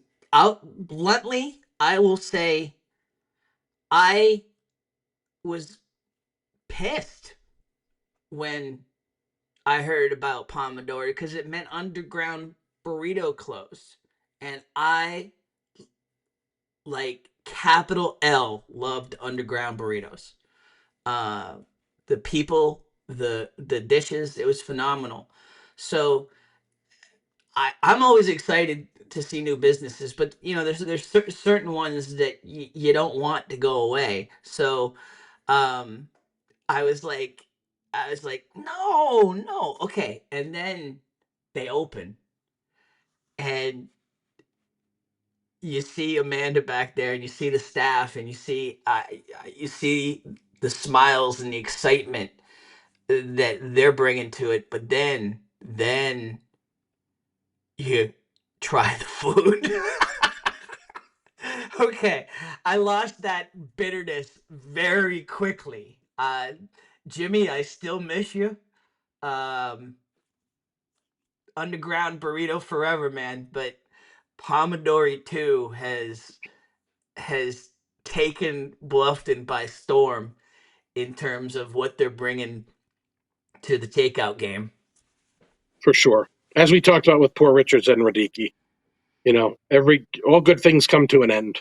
But when they do come to an end and you can have something like Pomodori 2 take that space and make it their own, I liked Underground Burrito too. I loved Ria tacos. They were doing them for a while. I loved their quesadilla. I loved sitting there on like I said, maybe a Friday night, sitting out there on the porch with my wife, enjoying dinner. And I agree. Jimmy was very vibrant personality that made that place very unique. But Pomodori too they've done an amazing job, and it doesn't Oh surprise yeah. anyone. And it's consistent, and it's like I said, the portion size, the quality. It's probably been one of the best additions to the Bluffton restaurant scene in a long time.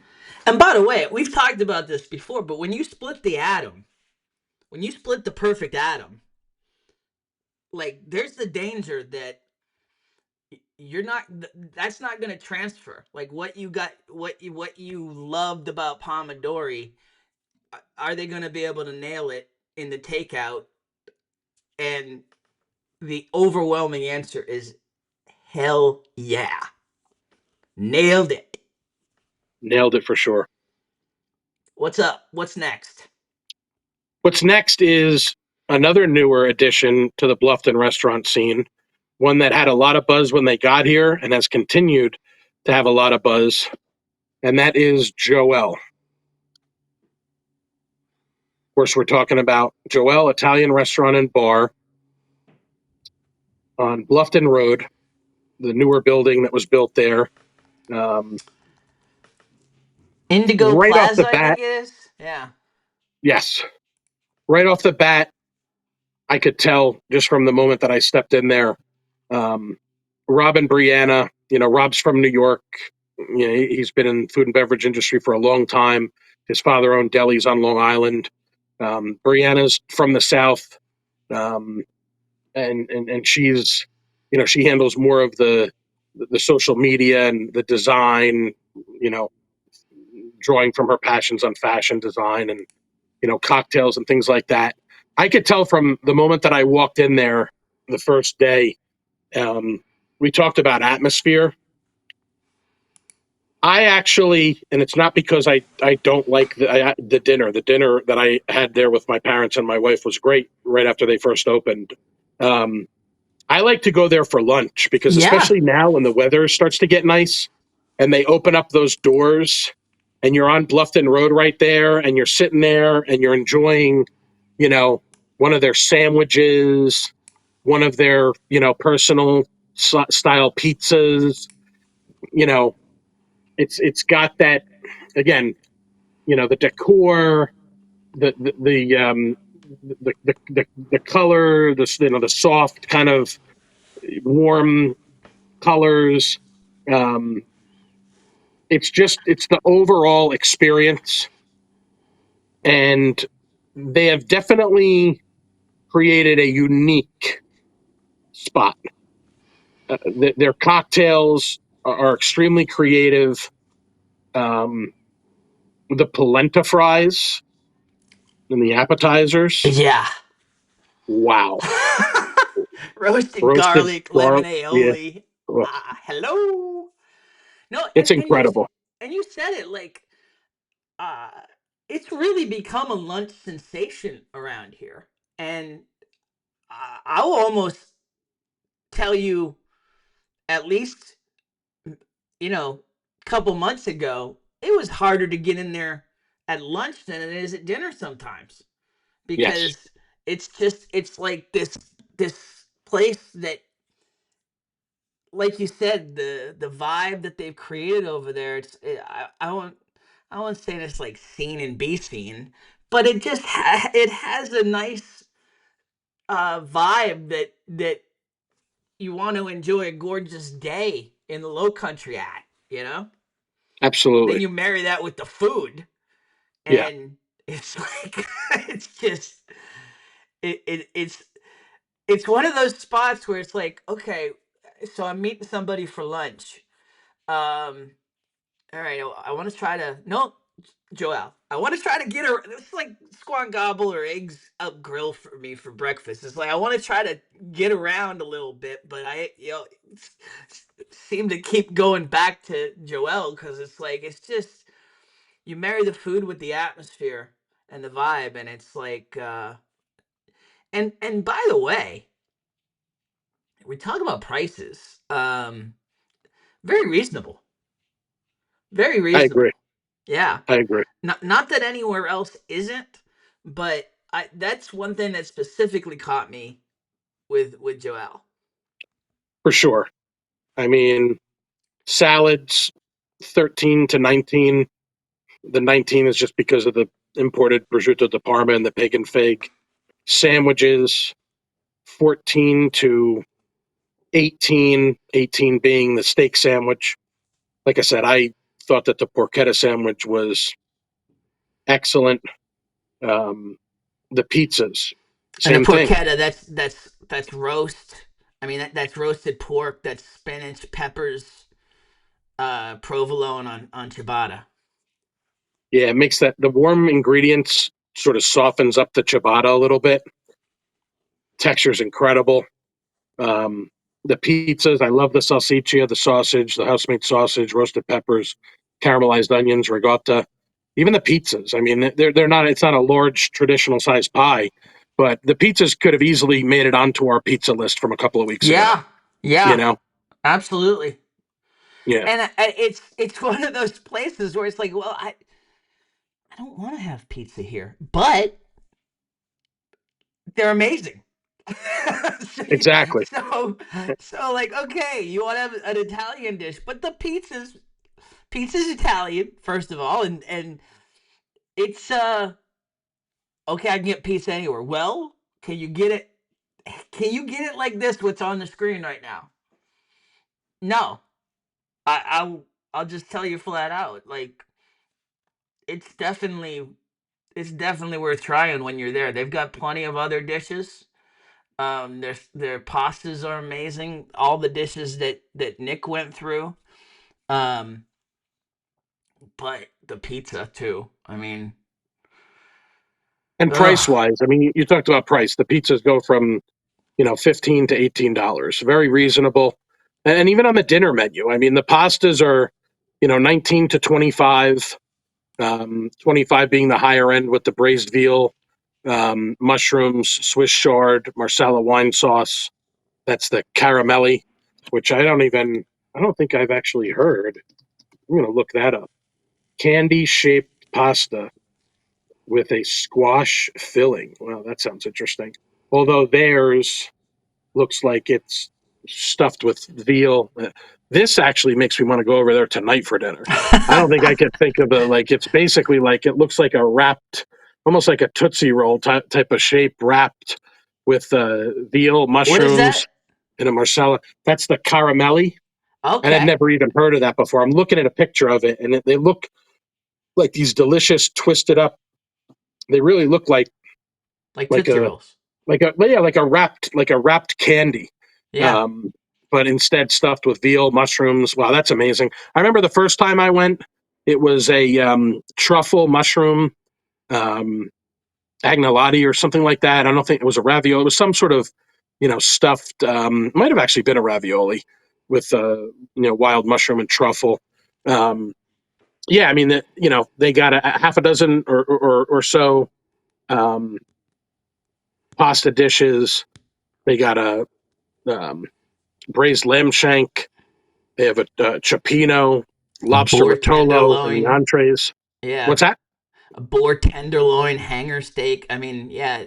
Yeah, I Not mean like. even Go ahead. Tim, the high end at $36 Yeah, for a wild boar 41 for the tenderloin. hanger steak. Where listen, for better or worse, we've been conditioned to pay like $60 for a top end steak here now. So Yeah, and 41, and it's you know just just mouth watering. absolutely. And again, you know, just the overall vibe. You know, it's just having that, especially like I said on a nice sunny day. Obviously when it gets warmer, they'll close those doors because they don't want people to be too hot in there. But I love the bar. I love the little booths on the bar side, the dining area. They have outdoor seating. The pizza oven. It's just the whole vibe. I mean, it's very very, authentic Italian. They make a great Negroni. Um, I'm a person that likes to have an Arnold Palmer. They don't have lemonade there, but they will do like an iced tea with a little bit of I want to say it's like the lemon soda or something like that Mm-hmm. that they throw in there, like a sort of like a fresh lemon juice type thing. Achieves the same effect as an iced tea with lemonade. Um, Extremely happy for Rob and Brianna.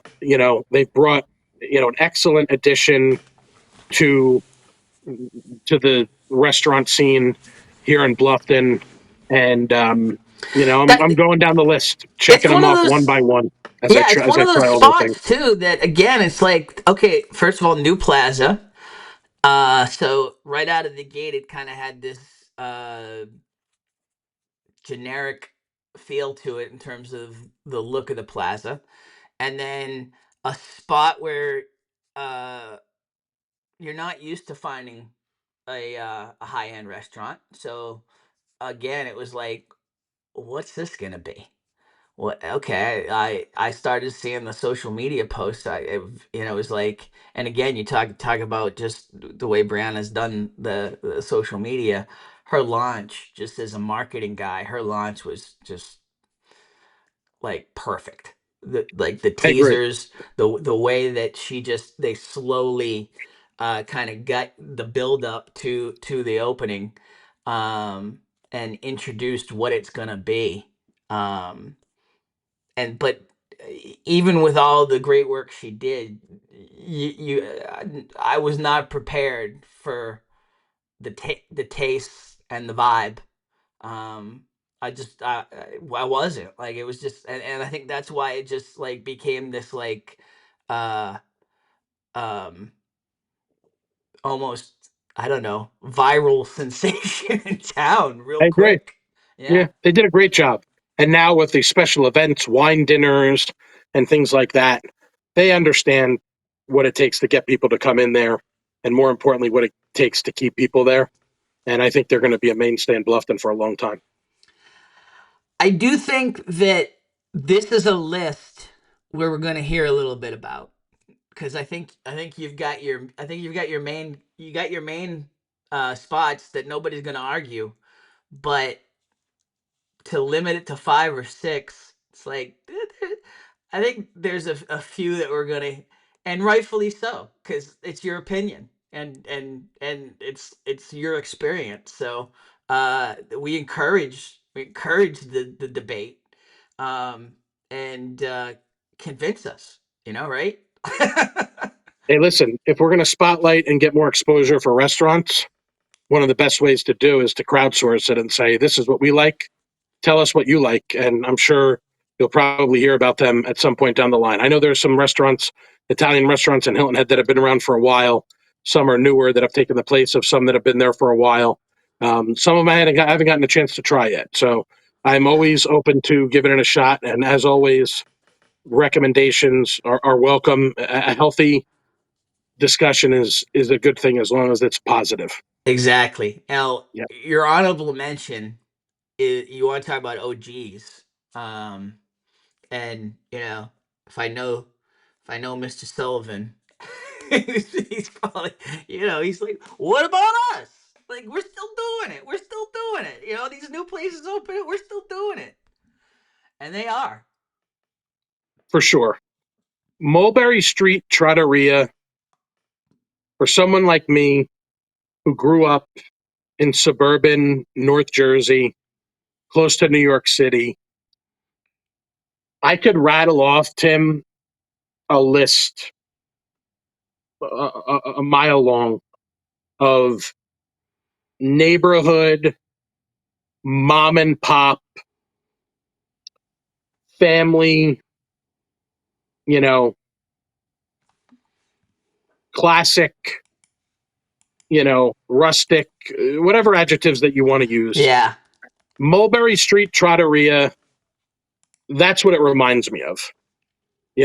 Whether it was, when I was growing up, there was a couple of spots that we would be regulars, in the town, in the surrounding towns where I grew up in. And then once I, graduated from college and moved out on my own, and then, my soon to be eventual wife moved in with me, and we had a place that was right down the street that was walking distance, actually a couple places within walking distance of our apartment. This Mulberry Street Trattoria it's exactly that. It's family, I don't want to say family style, but it's just a family atmosphere. Yeah. You sit down, they come over, they talk to you, you know, very warm, very inviting. And, when we say honorable mention, it's by no means a slight as far as the menu, as far as the food, the service, the atmosphere. Um, it's just different. It's a different style. It's a different, you know, atmosphere. Again, not in a bad way. No. Um, I don't want to use the word simple to describe their menu, but you know, like we said before, sometimes you just want a chicken parm. Sometimes you just want stuffed peppers, fried calamari, rice balls. We talked about pizzas. They got 5 different pizzettes. We talked about salads and soups. They have an Italian wedding and a pasta fagioli. We should probably have. I know I've been doing soup de tour up until recently. Now that the weather's almost 80 degrees, I don't know how many more soup de tours I'll be doing. But the Italian wedding soup and the pasta fagioli, as we talked about before, that's going to rival any of these restaurants that we talked about. Yeah. And then pasta. Traditional ravioli with ricotta, fettuccine carbonara, one of my favorite things. Carbonara, whether it's Penne linguine. alla vodka. I Yes, mean, penne alla vodka. You want to just add chicken, shrimp? elevated, you know? Exactly. Definitely elevated. Um, you know, the He got the, uh, here the in he got here in '04, Nick. You know, okay. again, like to be open 21 years later is an accomplishment, period. But especially when you were one of the first and then the scene absolutely exploded, and it's very easy to be left behind in that. It's very, because you have to keep elevating your game. And this dude and his crew uh just are like, bring it on. Like they just kept elevating and elevating and taking the challenge of continuing to stand out and nailing it, really. It's a great point to be able to endure for all these years when you have all these other places coming into town. In competition. There's not as many Italian restaurants in Bluffton as there are in Hilton Head, but still, No. we look at this as all the same area. I love the way that towards the end of their menu, it's old world favorites and new world specialties. I think that's a great way to break it up. Whether Yeah. you got lasagna, meatballs, chicken, all the different ways, veal scallopini, all the different ways, eggplant parm, sausage and peppers. Oh man, this veal and peppers, the scallopini with the bell peppers, cherry peppers, sweet and spicy pepperonata sauce, angel hair. Again, that's another one that makes me want to get in the car right now, even though it's only 2:30. Um, Pepperonata is a stew made from either goat meat or beef, veal, or pork. So that's a very unique sauce that they have with that. I love a nice veal with some, cherry peppers. It's just, again, it just reminds me of home. I hate to keep going back to the well on that, but it's true. You watch any of the Food Network shows, for instance, and like you can almost like put a bingo card to it, how often you're going to hear the word bronzino. And like, these guys nail it. They just, it's and Boneless I'm a and word guy. butterfly. I'm a word guy, and Yeah, I struggle because like my mouth waters so quickly, the memories that are brought back when we talk about these dishes. yeah. Boneless and butterflied olives, tomatoes, pine nuts, shallots, herbs, and Parmesan And the risotto. risotto. Oh, And just, that dish is $28. We talk I about price. I mean, They're topping out, Tim, yeah, at $35. yeah. You can get a cioppino for 30, a short rib for 35, scallops for 35, and crab stuffed shrimp for $34. I don't know if there's better value, even out No. of all these places that But we that's mentioned, always been than his Mulberry thing. Street. That's always Yes. been his thing, is the value, the and not wanting. I don't know. It's hard to say it, Nick, because you don't want to insult anybody else. It's just Chef Chef Sullivan, Chef Joe just did never wanted to be um trendy or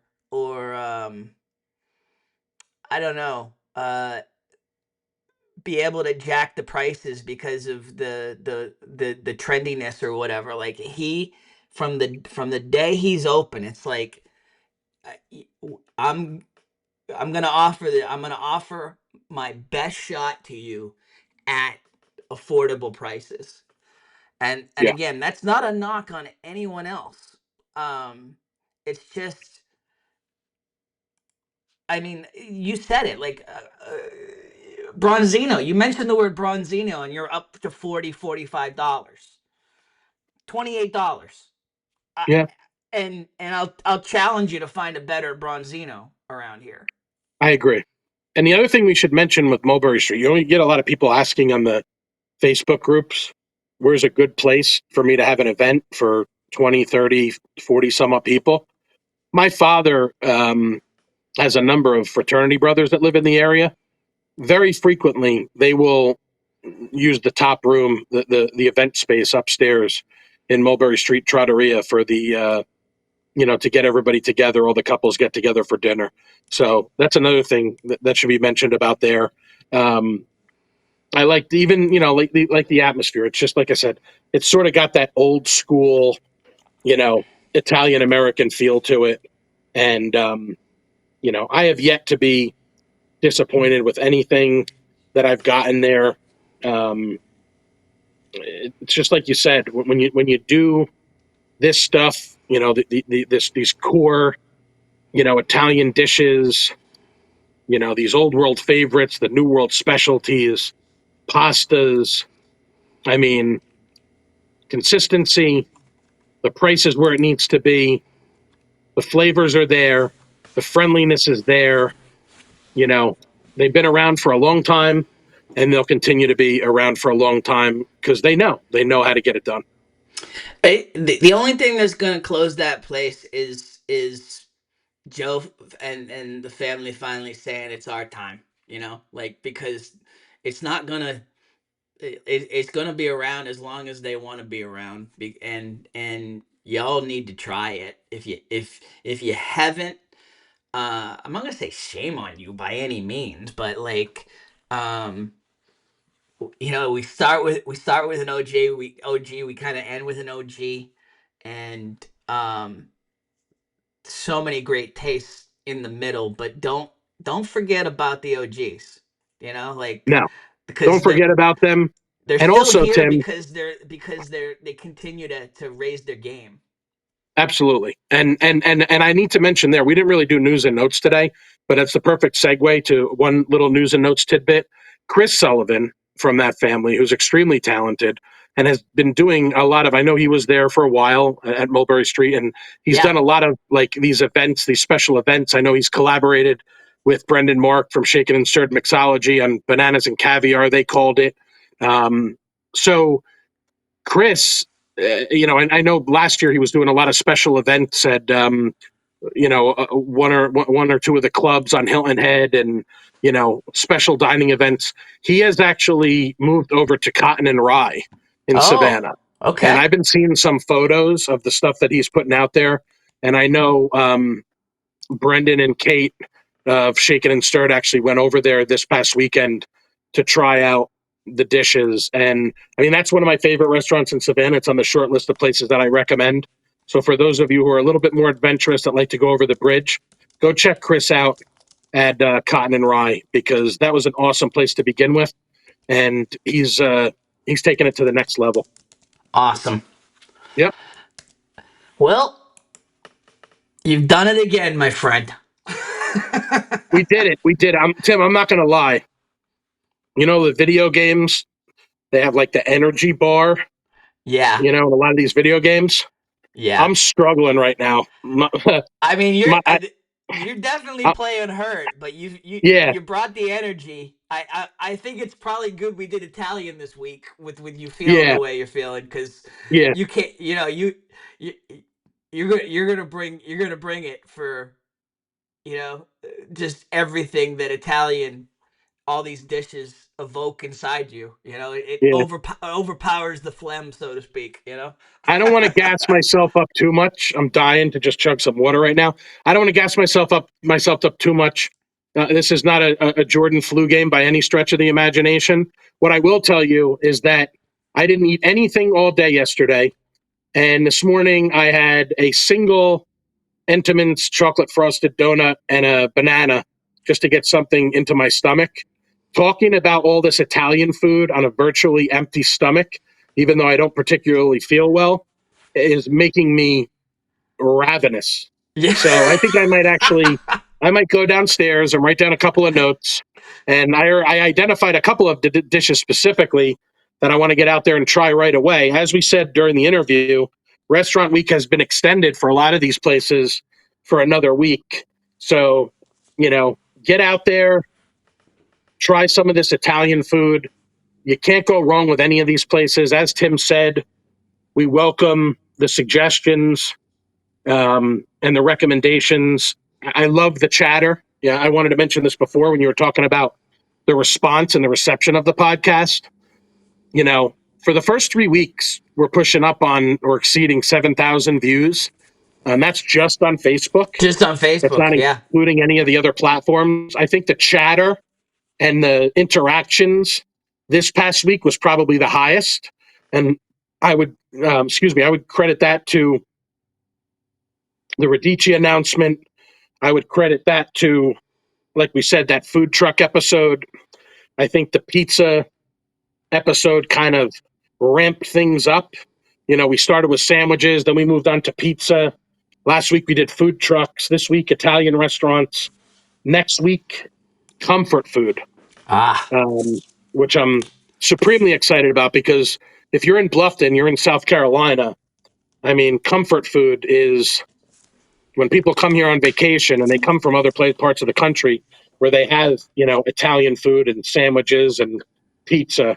If you're coming here for vacation or if you're just a local that enjoys low country fare, comfort food is going to be a lot of fun. So tune in next week for that.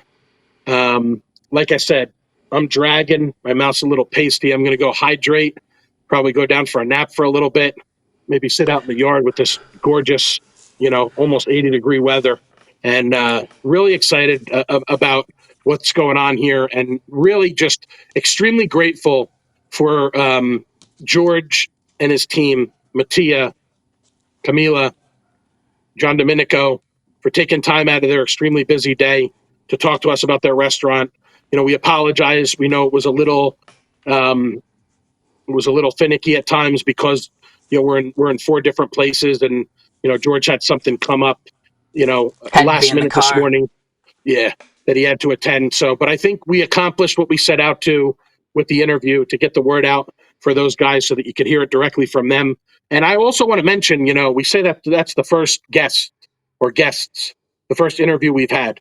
We hope to have a lot more of these. I posted last Absolutely. week, any chefs, any restaurant owners, food and beverage, staff, food truck owners, anything, catering, private chefs, We want to anybody. talk And to I you. know for a fact, Antonio Mancini Albano that did the collab with School Pizza a couple weekends ago, he wants to come on.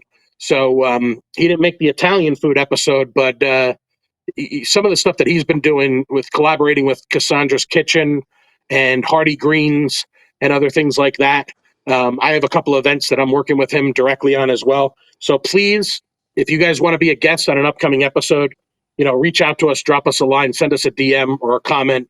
We'll reach out to you and we'll get you on the list. Yeah, I And was gonna say, like, whether you're on Nick's Instagram at eat HHI, or you catch us on Facebook. Nick and I are always very quick to respond on Messenger on Facebook. So you can you can catch us anywhere, and I know we'll both respond real quick. So if you're watching the episode, especially if you're looking for recommendations, Nick loves that. If you're a restaurateur that wants to get on and talk about your craft, hit us up. We are ready for you. All absolutely. right. That is this week's edition of the Indulgent Islander.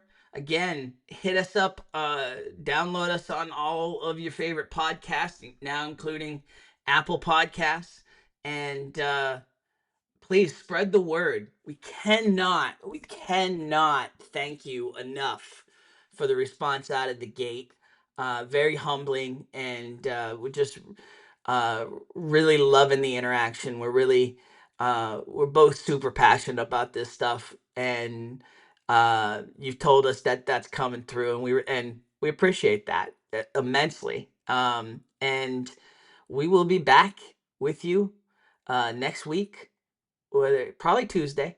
I think Tuesday seems to be the sweet spot for both of us. So um, until next week. I'm right there with you, Tim. Thank you, everybody, for your support. We look forward to the response and to the conversation that's going to come out of this week's episode.